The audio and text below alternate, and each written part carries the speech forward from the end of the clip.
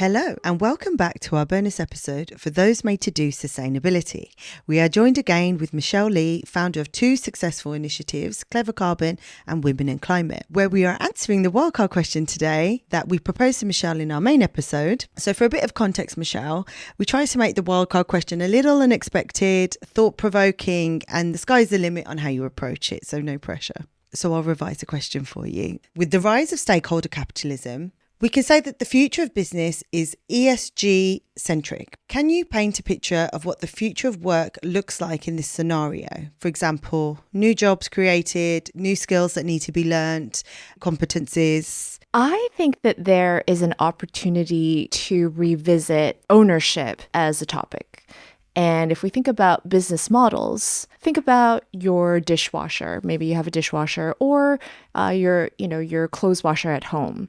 Today, most of us, we buy that, right? We buy it and we own it.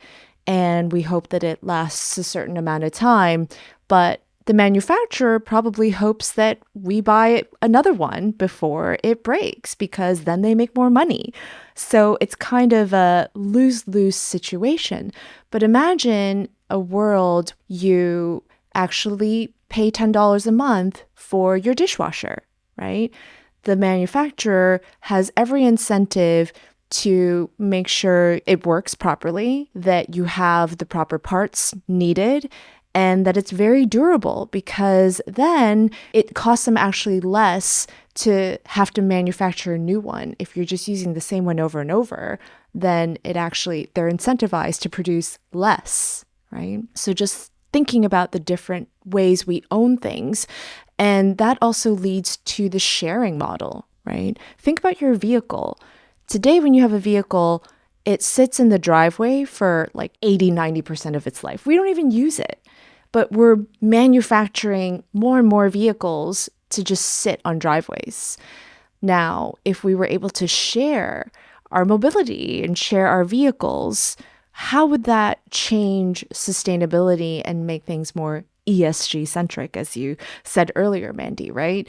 I think there is an opportunity for us to reimagine our ownership, and there's also movements for different economic models, right? Capitalism is one model that is well adopted globally, but there are individuals and researchers and even countries that are working on models like degrowth, right? Sometimes it's a bit of a word that is triggering because what degrowth focuses on is we have everything that we need already. We don't necessarily need to manufacture another baby carriage, another pair of jeans. And what if instead of working 5-hour weekdays, kind of slaving and working hard, because we already have everything we need, what if we had a 4-day work week or a 3-day work week and we could spend more time with our families and doing the things that we enjoyed?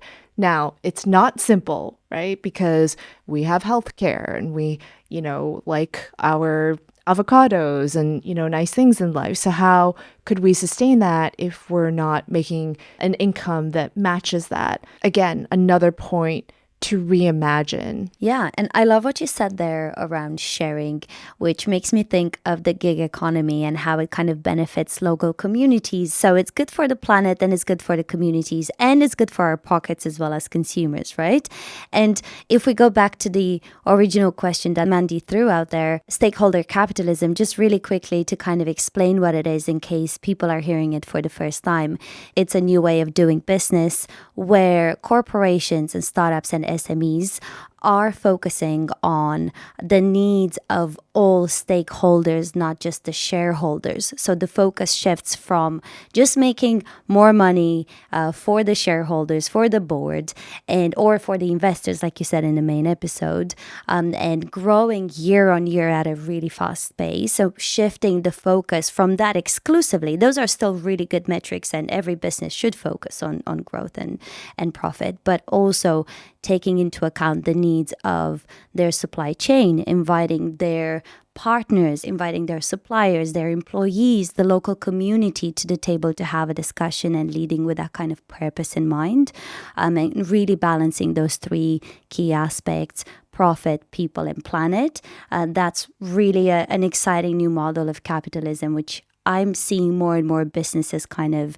looking at. I don't think they've shifted towards. I used to work for Virgin Group. I think they're really great at this. And Unilever, Paul Pullman, he did a lot of great work in that space too.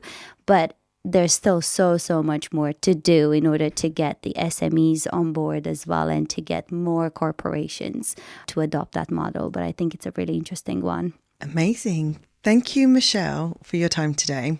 Before we wrap up, is there anything you would like to mention to our listeners that we haven't covered already? I don't think there's anything in particular, but I would say go take our 2-minute carbon footprint quiz to get a reference of where you are compared to where your country is at and where we are at globally, which is 6.3 tons of CO2 annually per person.